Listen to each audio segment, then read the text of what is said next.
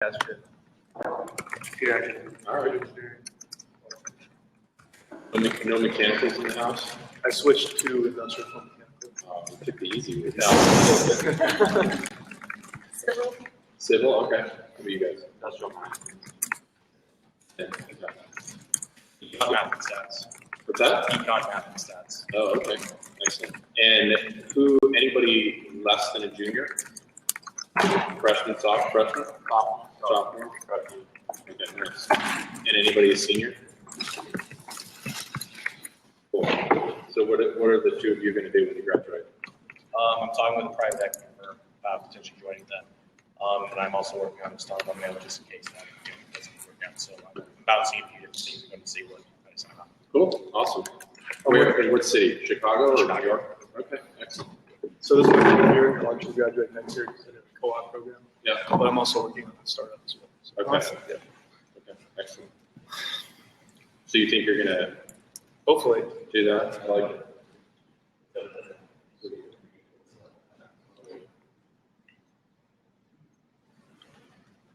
I've never preached in church before, so this is a first for me. Well, I'll go ahead and get started and tell you guys a little bit about my background before we dive in. And some of these slides I'll probably skip through, the stuff that is either obvious or not all that interesting. Really want to answer questions that you have as entrepreneurs starting something, and mostly with respect to raising capital. Obviously, that's what we do. We give companies capital, so we can provide that perspective. So my background, I started as a mechanical engineer. Actually, the first time I visited Purdue was about 20 years ago, when I was trying to figure out where I go to school. I didn't end up going to school here, but it's an awesome place. So I did mechanical for 5 years at Raytheon and then GE. And then as many of you engineers are thinking about as you're starting your own startups, I said, hey, there's lots of other people measuring things in dollars, and I'm measuring things in kilograms, meters, and seconds. And so maybe it's time for me to do that. And in general, I wanted a bigger picture of the world rather than the relatively narrow silo that I was working in, although it was a great place to start. Went to the University of Chicago for business school, and that's where I started doing angel investing. Angel investing is really fun. It's a great way to follow your interest into lots of different verticals without having to make any one permanent commitment. And so I did that part-time for a couple of years. My partner and I doing that decided to raise a fund. There's a huge opportunity to help early stage startups grow in the Midwest. There's not that much capital between seed and Series B, and so we raised a fund in 2012 to do that. I worked as a consultant for a couple of years for those of you who are thinking about consulting.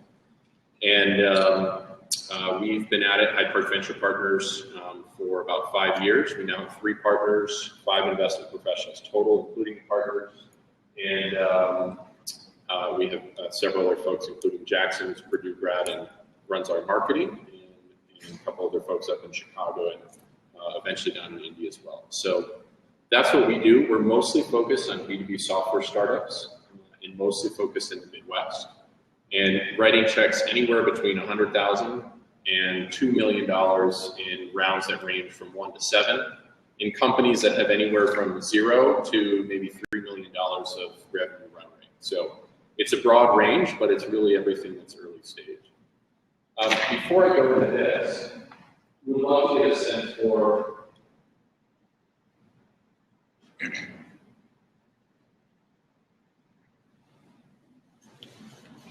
we'd love to get a sense for what your questions are, and I'll try to come back to them.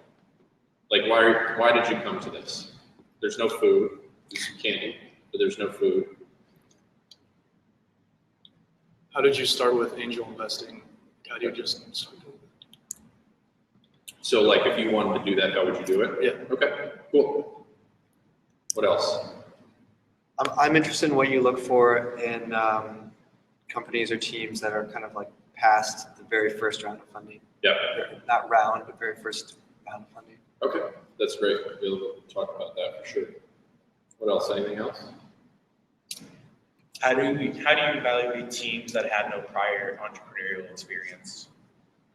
Great question. Okay. So the first one, the angel one, I'll do before I get into the deck. So I started in angel investing.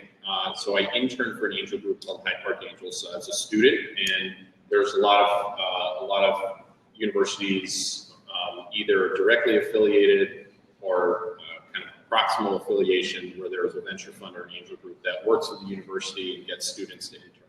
And I applied, and they accepted me, and that's what I did. And then for a couple years after school, I was fortunate to be in a situation to be able to make a few small angel investments myself. But it really started through a student program, and I think Purdue has one now, right? Isn't there a student-run venture firm here? Yeah, well, there's a couple different ones. There's not a student-run specifically, but there's student aspects to it. Got it. But there's 2 or 3, depending on how you count, venture funds that have offices in Indianapolis. There's a couple of angel groups, and then there's some private equity firms. So, you could apply and go up there during the summer, or students have flexible schedules, so you could go up for a day or 2 weeks. So I think it's one of those careers where if you are really interested and you want to make it happen, hunger will get you there. There's not that many jobs in the industry, either angel or VC, but people tend to find their way there if they're really, really excited about it. So a couple things I'll talk about. I'm not sure that you all need that much motivation to work for a startup, since you're all working on your own startups now. But I'll make a small pitch for the trade-off that each of you is going to go through as you graduate, and Facebook's offering you $150,000 and a $25,000 signing bonus or whatever. And you're weighing that against either your own startup or a startup in Chicago that's offering you $75,000 or $80,000 and nice upside and a great quality of life. Not that that was like a loaded statement, but you get where I'm going with that. So I'll make a pitch on that, and then mostly focus on the venture stuff. So we talked about my background. All right. So this is, Purdue is an incredible, and many of the universities around the Midwest are just incredible hunting grounds for large tech companies. And, I think that in some ways this is what Facebook and Google want you to think, right? Which is that startups are really risky, and you give up a lot of pay, of real-time pay, supposedly for upside, which much of the time doesn't happen, which by the way is true. And that you won't get good mentorship. But if you come to us, you'll get great mentorship, huge amount of base salary, a cafeteria that is literally going to blow your mind, and cool bikes that you can ride around campus for free. And so I think that's kind of what they want you to do. This is how I see it. My big tech company experience in engineering was a little bit more like the right-hand side, although I got a lot out of it. I did work in a cube farm, true story. And I think startups have been, even though I don't work directly in a startup, I have my own startup fund. I work in a small team, and it's been very rewarding. It's much more of a rocket ship ride than it is a cube farm. But again, I'm biased too, and so I think really the reality is in the middle. I think the answer is it all depends on the startup you're talking about. It all depends on the big company and the manager you're talking about at that big company. And it all depends on you.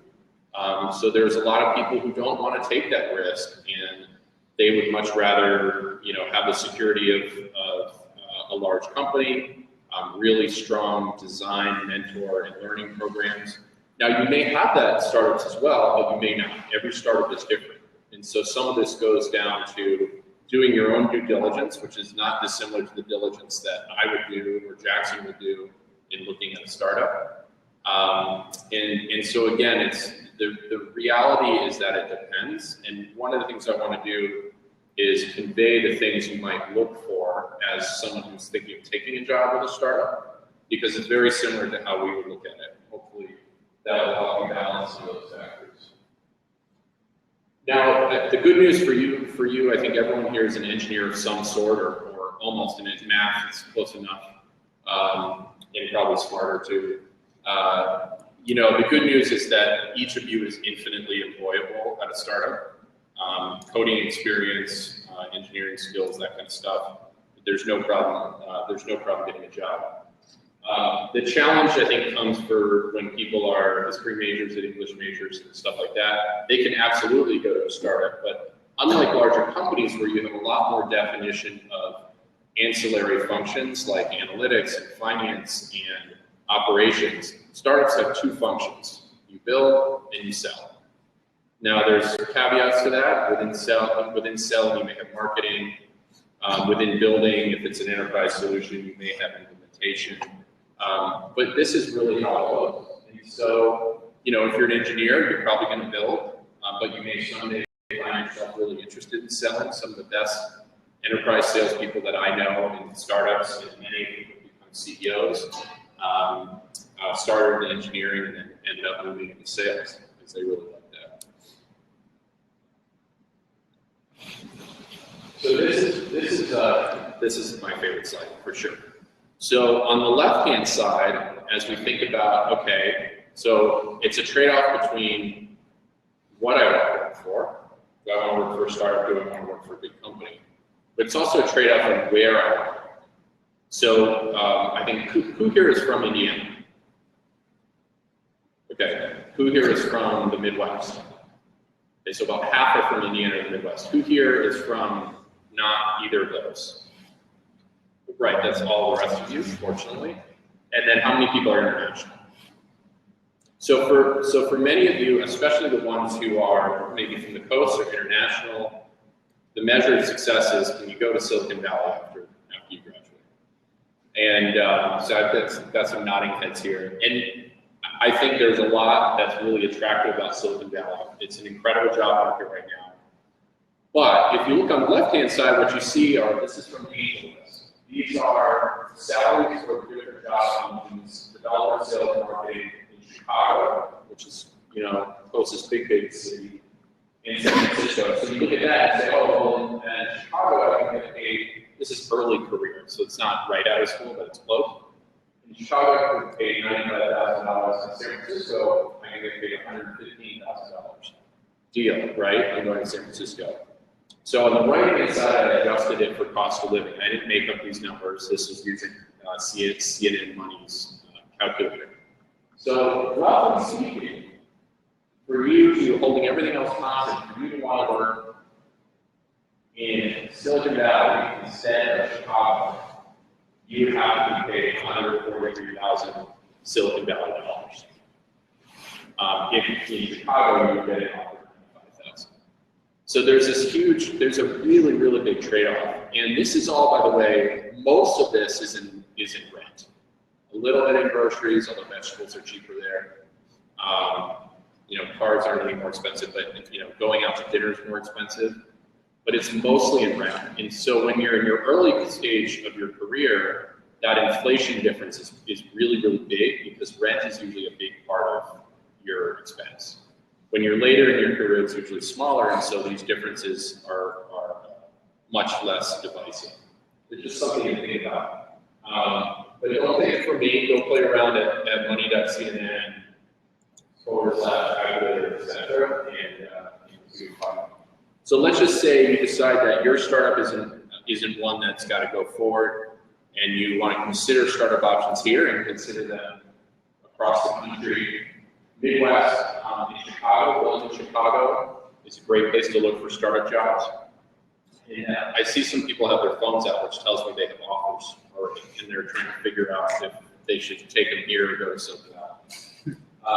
Ann Arbor, there's maybe two. There's a whole bunch of different resources that basically list jobs that are startup jobs in the cities in the Midwest.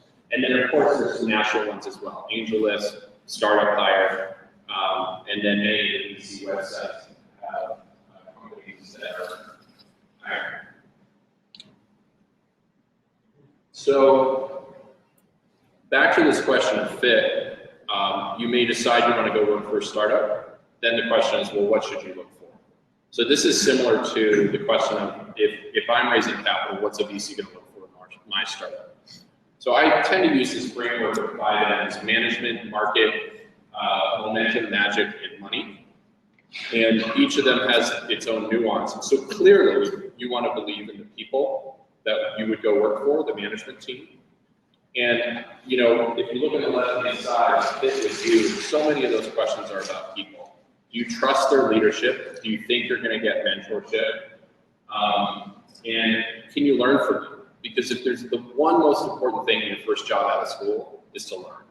You got plenty of time later in your career to make a lot of money, but the one most important thing that you'll never be able to get that time back from is learning.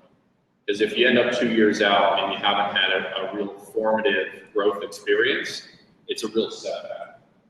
And then the other thing is passion. Like, do you love the product?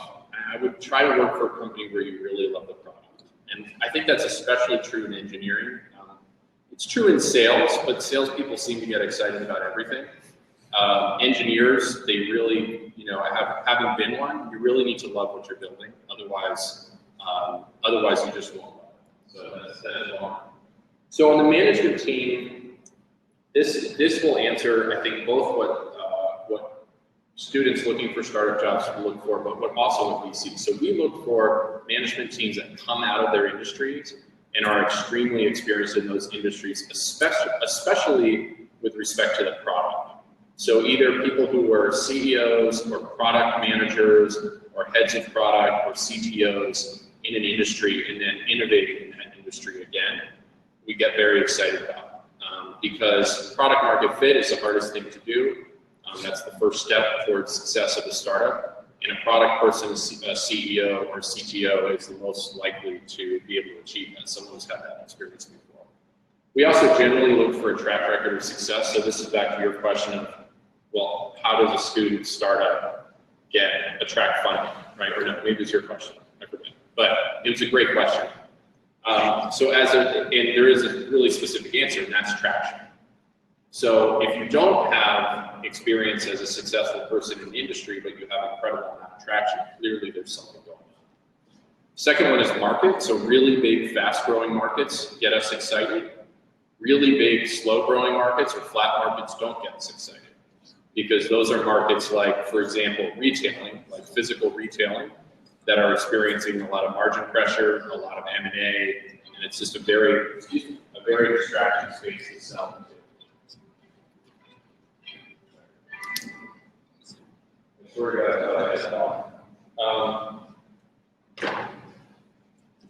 So big markets, and then momentum is really the traction, right? So, you know, are they adding customers? Do customers love it? Are they keeping customers?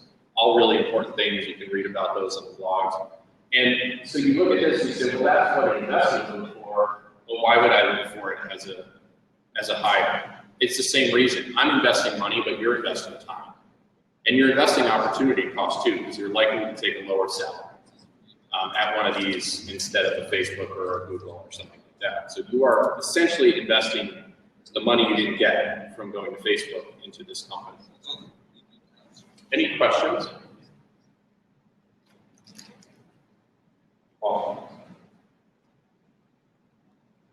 So the other thing that you can do is when you start looking for startups is use what I call the VC screen. So VCs meet with, let's say our VC firm, our firm meets with something where we screen 3,000 companies a year. We meet with maybe a half, a third of those, and then maybe another quarter, a second meeting, a quarter of those into a deep dive, blah, blah, blah, blah. We finally close the deal in about 1%. In this case, I think I showed numbers for slightly more, but it's about like that. So it's a pretty rigorous screening process. Now, to be clear, VCs make mistakes all the time.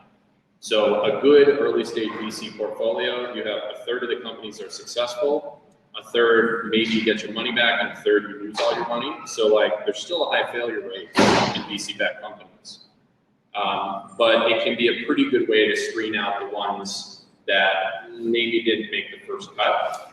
And the other thing too is, you know, like we talked about, you want to work for someone who you can learn from, but you also want to give yourself enough time to have a nice chunk of experience on your resume at a minimum 2 years. So if to optimize towards that, you want to find companies that recently raised capital and are not likely to hit the wall next week. And so that's why the VC screen works well as well. So this is a plug for a portfolio company.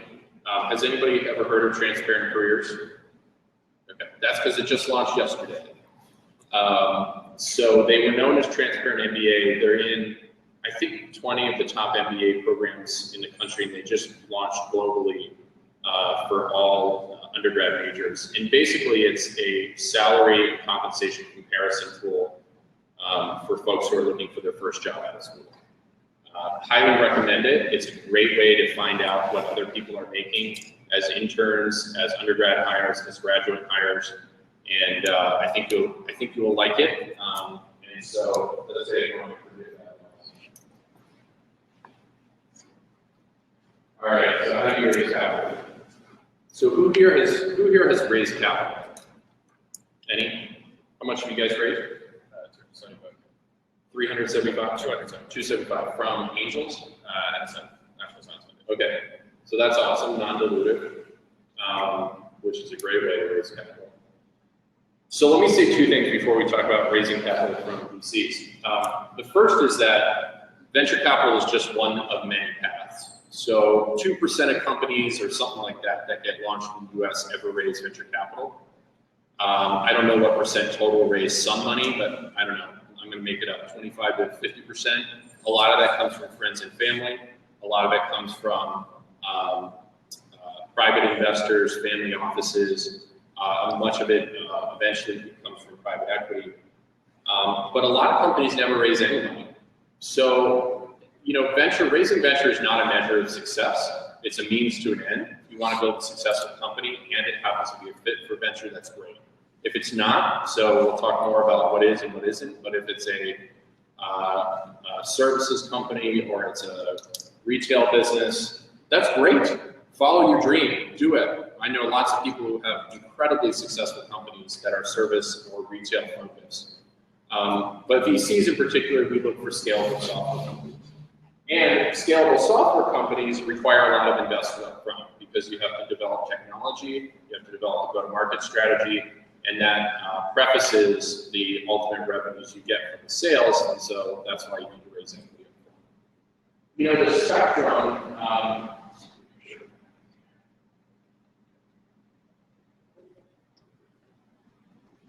so the spectrum runs like this. You know, at the bottom you can see who's funding what. The first 250,000 we see companies raise is generally from their friends and family.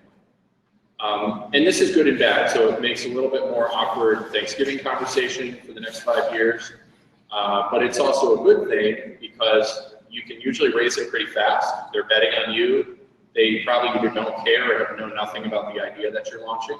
They're just backing you, and you can raise that capital pretty fast, usually. The next $1 to $2 to $3 million we see raised usually comes from angels and then small VCs. So we would fit kind of in that point right there on small VCs. And that's really to test the marketing approach. So it's not usually to build the entire product. Usually there is some kind of MVP built. And really you're just taking this to market and testing different hypotheses. So is it direct sales? Is it indirect sales? Are we going to sell SEO or SEM? Are we going to sell through distributors? And to get a handful of hypotheses out there and then iterate on them until you have some pretty good indication that this is where it's at. It's direct sales and you know, it's going to be inside sales. So they're all going to be direct sales and it's inside the house, so not outside enterprise sales. And then you say, okay, well, I'm ready to scale. I need my first, you know, big chunk of capital, $5 million. And so people like me, venture partners can play at the edge of that. I think up to $7 million rounds. And then there's much larger VCs who play. And then the further up you go, the more capital you can raise, and it's really all about scaling.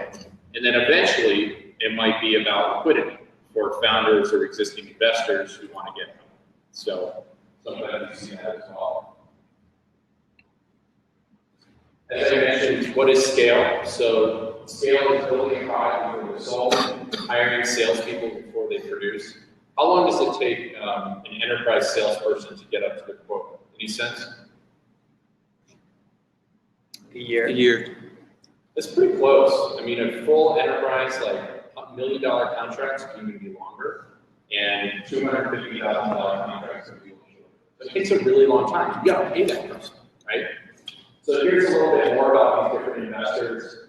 Again, family and friends, it's practically free money, and it just can be a little awkward. So you want to be thoughtful about who you take money from. And then the other thing to consider with investors is what's their hold period. So here's another thing.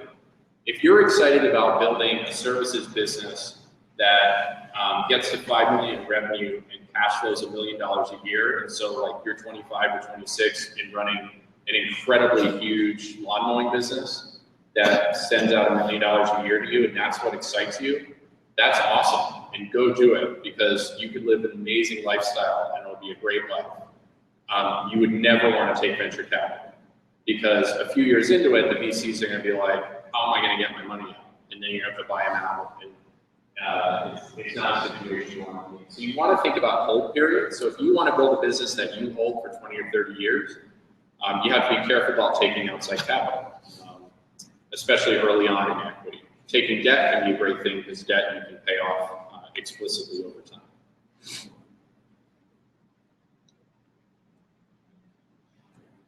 This is a little bit about how capital comes in. So typically when you raise friends and family capital, it often comes in as common shares, not always, sometimes it's preferred.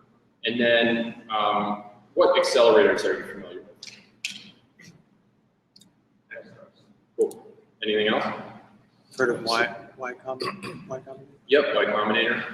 Anything else? Brandery. Brandery, there you go. And there's a few others out there. There's a lot of others out there. There's a few other good ones out there. So many people also raise some capital from Techstars.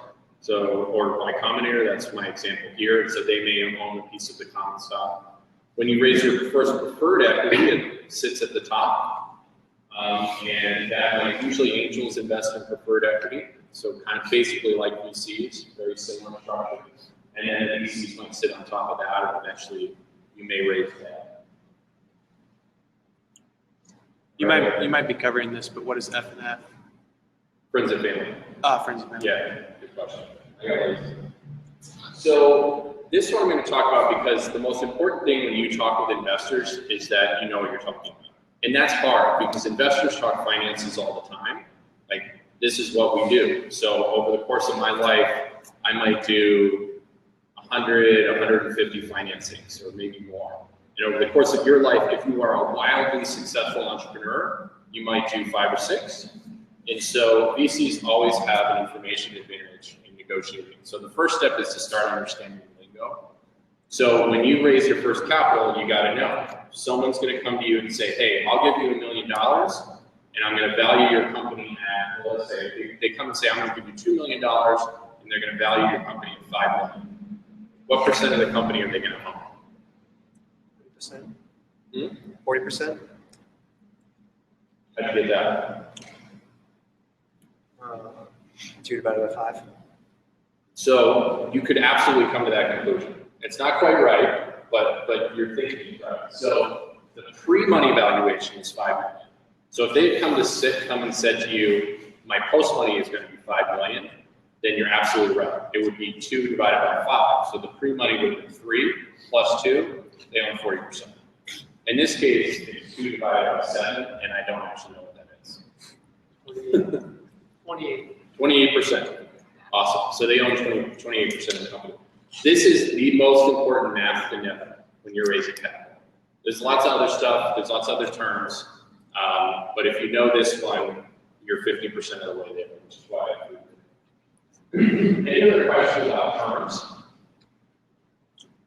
Can you go into a little more detail on what a preferred equity is? Yeah. So preferred equity is, as with many things, exactly what it sounds like. There's something special about that equity. So common equity would be what everyone gets. So usually the founders get common equity. And it's an equal share of ownership in the company, both economically, but also from a control perspective. When preferred comes in, preferred sits at the top of the stack. That's the first component of preferred. What that means is that if a company gets acquired, that money goes out first. So effectively, in this case, what it means is that if this company sold for $7 million, which is the 5 plus 2, the investor would still get their entire $2 million out. So let's just say that the entire company, 2 months after this happens, sells for $3 million. How much does the entrepreneur get? $1 million, right? So that's the preferred nature. There's some downside protection, okay? And that's called liquidation preference. The other thing is their preferred investors tend to have certain blocking rights. So there's certain things that they have to approve for the company to be able to do. They may have special control on the board on certain items as well. What if, from that example, the company sold for $10 million? Does venture capital only get $2 million? Great question. So let's just say they sell for $10 million. So I'm going to give you what is the normal situation. So when the company sells for more than the post money, which is $7 million, the investor has a choice. They can either get their $2 million back, or they can get 28% of the total. So what are they going to do? 28%. Right, exactly. Now that's called non-participating preferred equity. There are unique situations where, in fact, the investor would get their $2 million and then 28% of the or 28% of the $8 million. But that's fairly rare these days. Most of the time, we see the initial map and non-participating map. So like if the company is selling for less than like you're telling if it sells for like 3 million. Yep. So why doesn't like the venture capital not get 28%? Like why does he still get 2 million? Yeah, so it's great. The question is if you do non-participating stock, the investor puts in $2 million on $5 million pre-money, why is it that they get that downside protection? You're like, why did they get the full 2 million back than getting the 28%? Because once you've invested something, it's like supposed to be like if you're everyone's on the same page. Right. Right. It's what they negotiate. So it's a deal. I mean, I wouldn't say it's a deal, but it's the deal that they negotiated. And you know, I think what you're getting as offset for that is probably a higher valuation than you would get otherwise. In other words, if the investor came in and said, "I'll give you $2 million for common stock," which wouldn't have any liquidation preference, you would actually sell more than 28% of your company. You'd probably sell 40 or 50% because they're taking a lot more downside risk. Now, there's two other possible answers. Another answer is it's kind of the market standard, so it's the way it's done, but that's not always a very satisfying answer. The other reality is from an investor's perspective, as an early stage investor, that downside protection is not usually that valuable, because usually if you're in that state of the world, so to speak, it's a zero anyways. Because, you know, the first 2 million of zero is still zero, 28% of zero is zero. So if it was like something like with stocks involved in it, so then everyone is on the same page, right? So now let's say if a company comes up, okay, I want to buy 10% of his stock, and then 10 years later the company is sold. The person just gets the 10% of the new value. Is that right? If it's pure Stock based. pure stock, yeah. Yeah, common stock, yep. But in this case, if it were sold for more than 10 million, that would happen too, for non-participating stock, yeah. We had a question online, guy, it was about valuation, and it was related to the geography and how that affects valuation, and then also how important is location when valuating a company. Okay, so remind me in a second, we'll do the first. So valuation is a function of geography. Someone online asked that question. So there's a big difference in valuations between basically Silicon Valley and everywhere else in the world, and probably also including New York in that category as well, so called the US coast and everywhere else in the world. I don't have stats directly off the top of my head, but I would generally say that there is a 50 to 100% premium in Silicon Valley and New York, depending on what stage you're investing at and depending on the stage of the company. The later stage you go, the more of a national market it is, and the less of a discount you would see in any sort of non-Silicon Valley, non-New York market. So as an example, we've seen Series A companies in the Midwest where they're not part of the national market. They might raise $4 million on an $8 million pre-money. But when they're really, really successful, which would be probably 50 to 75% below what they would raise at in the Valley. But if they're really successful building their business, they'll raise at a Valley-like price from Valley-like investors at their Series B. Now, international markets are even lower than that. So there are international markets where entrepreneurs are giving up 50% of their company in a seed raise. You know, they're raising $1 million and the company's being valued at $1 million. So it's $2 million post. And that's pretty common. And then the second question? How does location affect how you evaluate a company? For instance, if it's in a city or a suburban-based company, or what city it might be based in? Yeah, sure. That's a great question. So a key thing for us as early stage investors in a market that we know doesn't have that much capital is access to capital for our companies later on. So we think about that a lot. In cases where we invest outside of the few major cities in the Midwest, and we've done it certainly in the Midwest, we think really carefully about whether the team, the market opportunity, in particular, are going to have the ability to attract capital to that geography in the future. Now, we've had some really great success stories. FarmLogs, one of our investments, just raised $22 million from Naspers. They're in Ann Arbor. Duo Security in Ann Arbor has raised some really large rounds. But we've also seen other companies in small cities in the Midwest really struggle because in the end, a human being has to fly there and write the check and show up at board meetings. And for investors out of Silicon Valley, that can be a challenge if the geography is somewhat remote. Was there another question? There's Awesome. people. That's good. Cool. How do you calculate the valuation of a startup? So the question is, how do you calculate the value of or valuation of a startup? The answer is, once a company has meaningful revenues, which I would say is kind of the $2 to $3 million run rate, then there's some, I wouldn't call them pretty objective, but somewhat objective benchmarks, basically revenue multiples that you can use both from other venture financings, but also from public comps. And, so typically startups are valued at 5 to 10 times revenue run rate. But if you have no revenue, you have no benchmark. And so then it's really driven by the deals we see done in the market. We see hundreds of seed deals done every year. We see 50 to 100 Series A deals done every year. And so we have a sense for what those numbers are. And typically a pre-seed to seed stage company is being priced at $2 to $4 million. Seed stage at 3 to 6, sometimes higher if it's a very experienced founder.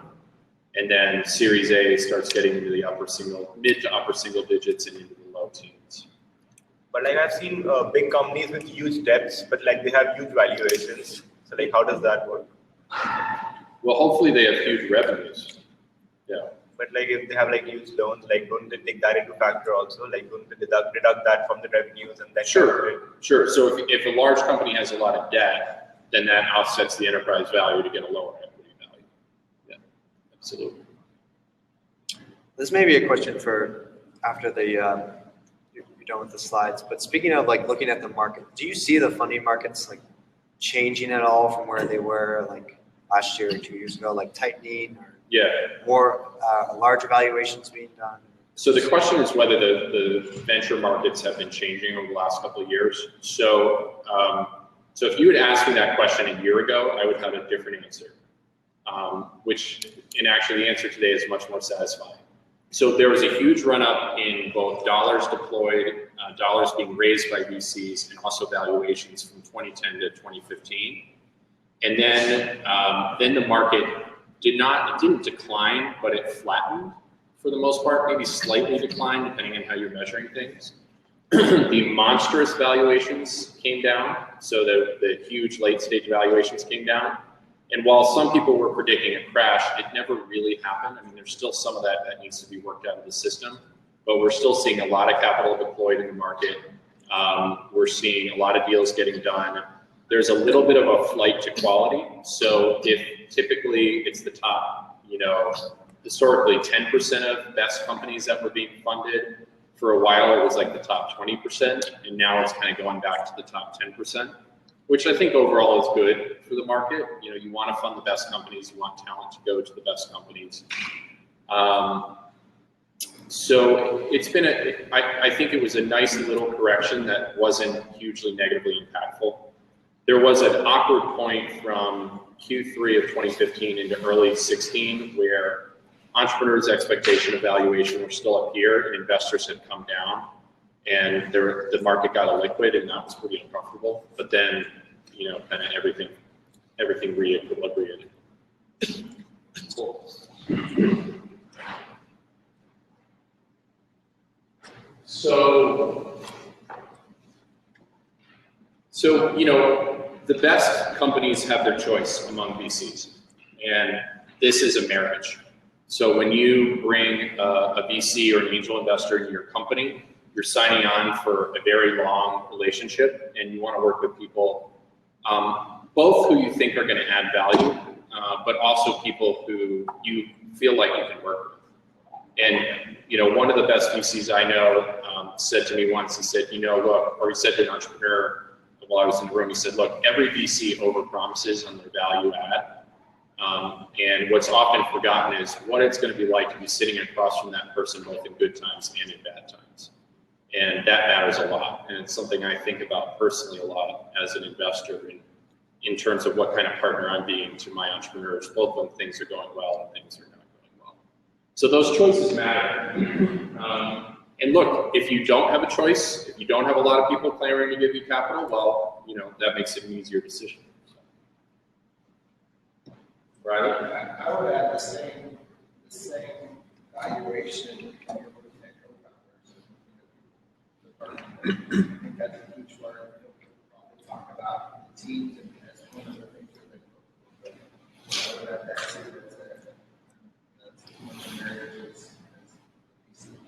Yeah, no, that's a great point. So we talked about the 5 M's, you know, I think I'll touch on that briefly at the end, but one component of that is what is the makeup of the management team? We talked about needing product focus and product experience in the space, but you also probably don't want a team of 5 product managers from one space. It's not a very diverse group of people. They don't have a lot of different experience. What you really want is 1 or 2 people like that, and then someone who's really good at selling, someone who's really good at building technology. And there's not that much more you need early on. So there's been a lot of studies done. Noam Wasserman out of Harvard did some studies on this, and he found out that the probability of success is highest with teams between 2 and 3. So the function maximizes between 2 and 3 founders. And we talked a little bit about this at lunch, but if you have too many founders, what happens is the equity gets spread over people. So you might end up after your first VC round, each owning 10 or 12 or 15%, which is slightly demoralizing. And then inevitably, 1 or 2 or 3 of those founders won't be the right people 2 years from now, or 3 years or 5 years or 6 years from now. And it creates a lot of problems down the road. So, you know, we don't like single entrepreneur teams because we just generally think teams operate better than individuals. And we feel that ourselves. I mean, as investors, we are smarter because we're, you know, 5 investors instead of 1. And the same is true of teams.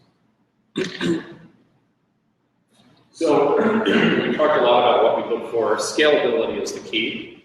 So on the left-hand side, anybody know Protein Bar? So Protein Bar is a, I don't know, what do they sell? It's like wraps of barley and I don't know, wheat sprouts. And it's, they kind of make these burrito type wraps.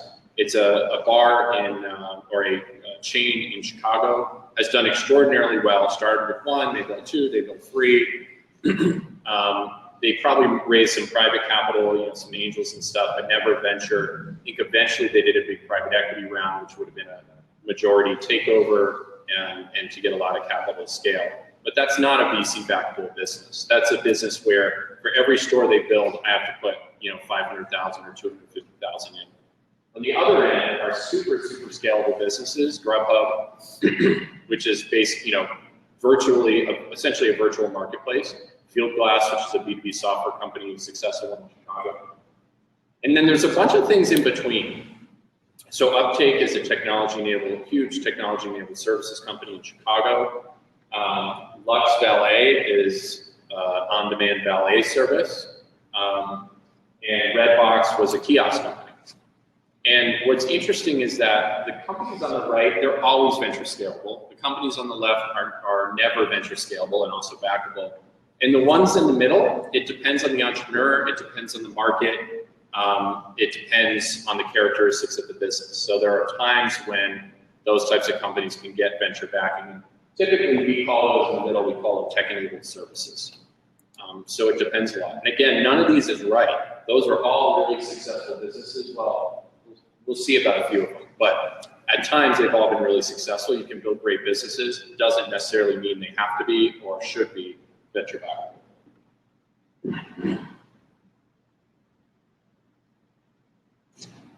So we talked a lot about 5Ms already. You know, the first thing that I'll talk in the context of understanding VCs. So yes, I look for the 5Ms in companies that I invest in. But the other thing that I look for is whether they fit our strategy. So at the beginning, I said we invest in B2B software companies in the Midwest doing somewhere between $0 and $3 million in revenue. So if you don't fit those characteristics and some consumer, if you don't fit those characteristics, then you're wasting your time talking to me. And I'm not wasting my time talking to you. I love talking to people. It's my job. But it's really important to qualify the investors that you talk to, because we investors, it's like literally our job to talk to people. And so we'll talk to almost anyone. And so you just want to be really thoughtful. Hey, does this person even invest in seed stage technologies in the medical device market, right? And if yes, then A, maybe they can write me a check, and B, at a minimum, maybe they can be helpful. So you always want to qualify the folks you're talking to, whether they're angels or VCs or whatever. And then the last thing I'll show you, how do I get to VCs? So there's a lot of mystique around funders. The reality is that it's our job to meet with people, as I mentioned. So it's not all that hard to get meetings with us. The best way is to be referred into by another portfolio company, especially one that's doing really well, but you don't always know which one it is. So any portfolio company is a good start. And then, you know, through common contacts, through programs and events like this, and then in the worst case, a cold email. But one of the things that we think about, and I certainly do take meetings off of cold emails, I don't take a lot of them, but the reason why we think about the referral source is that in order to be successful, entrepreneurs need to be really good salespeople. And really good salespeople figure out how to get a warm referral. Even if it's not like sizzling warm, but just, hey, you know this person, can you just help me out? Goes a really, really long way. And so that's the real reason that cold intros are a challenge, because we look at that and say, you know, this is enterprise sales. We're not that hard to get a hold of. It's our job to be gotten a hold of. And, you know, we hope that people can get warm referrals to us. So I'll stop there. Any other questions? One question that came through online, you had mentioned earlier that 1% to 2% of companies you would invest in. Case online asks, what's the hardest part of being a VC? The hardest part of being a VC, so in our line of work, we invest in things where we don't know the outcome for somewhere between 5 and 10 years, which is a really, really slow feedback cycle. So when you take a test here at school, you find the result in like 12 to 72 hours or whatever it is. And for me, that's 12 to, no, it's not 12, it's like 56 to 120 months, which is just an incredibly long time.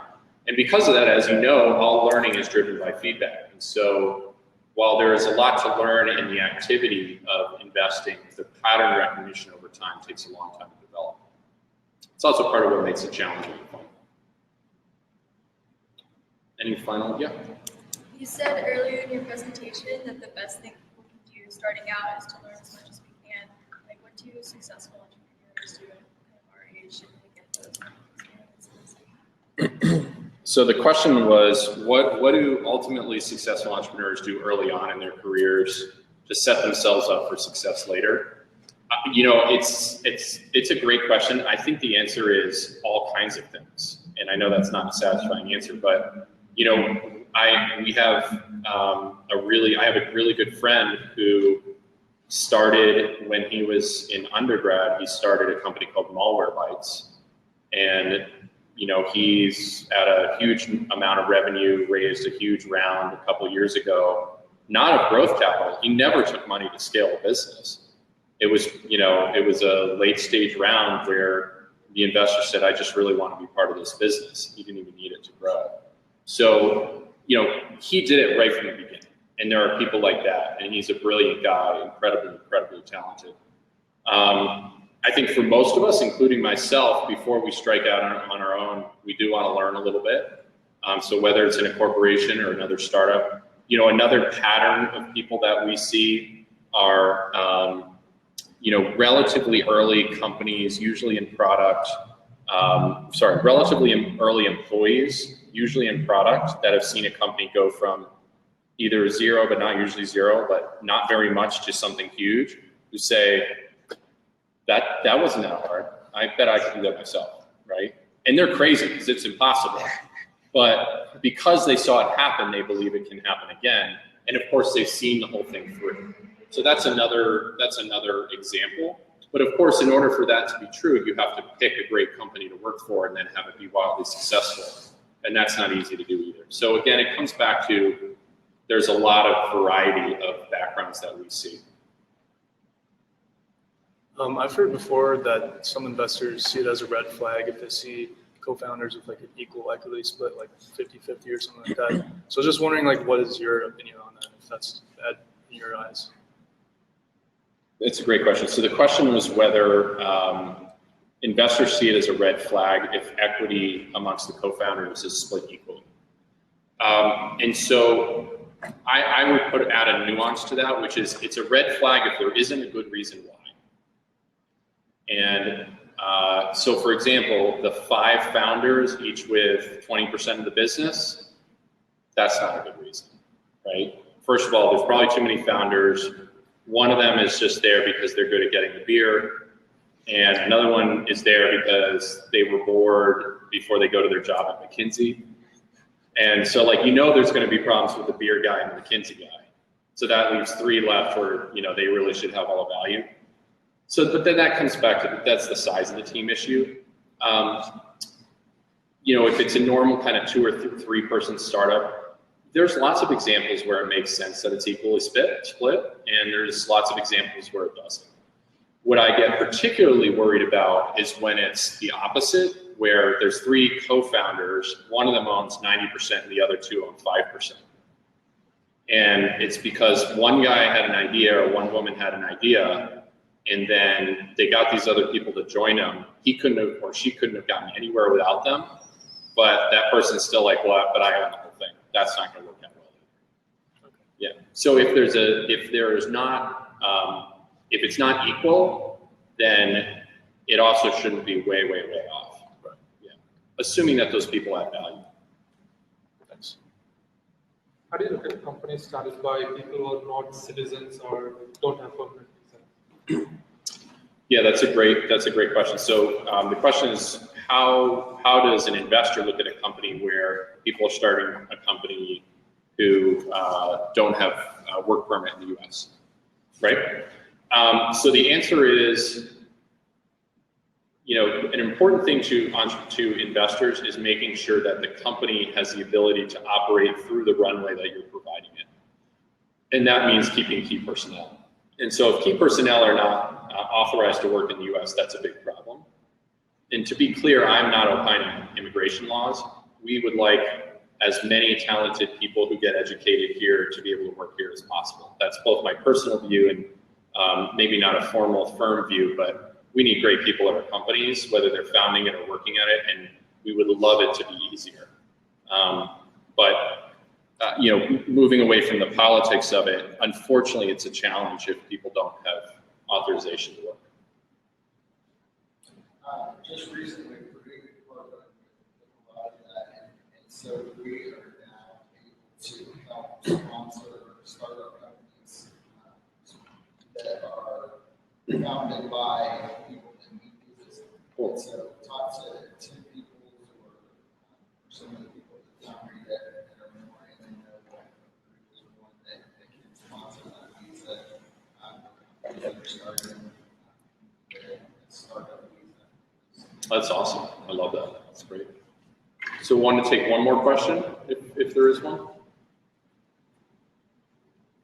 Well done. Awesome. Thank you all very much. Really appreciate it. Can we give a shout out on the portfolio, getting connected with our portfolio companies? Oh, yes. Good point. So for folks who, I think I put that up here. So for people who are interested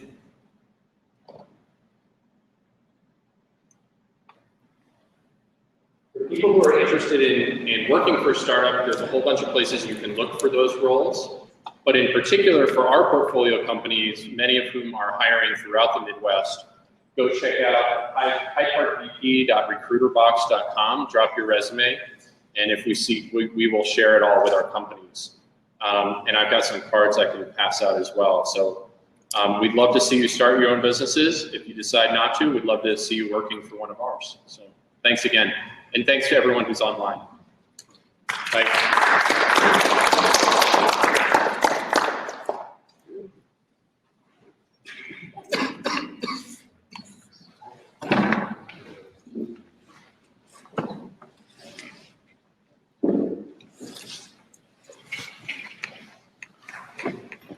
Jackson, how'd you build the sound? If anybody didn't catch the recruiter box thing, here it is.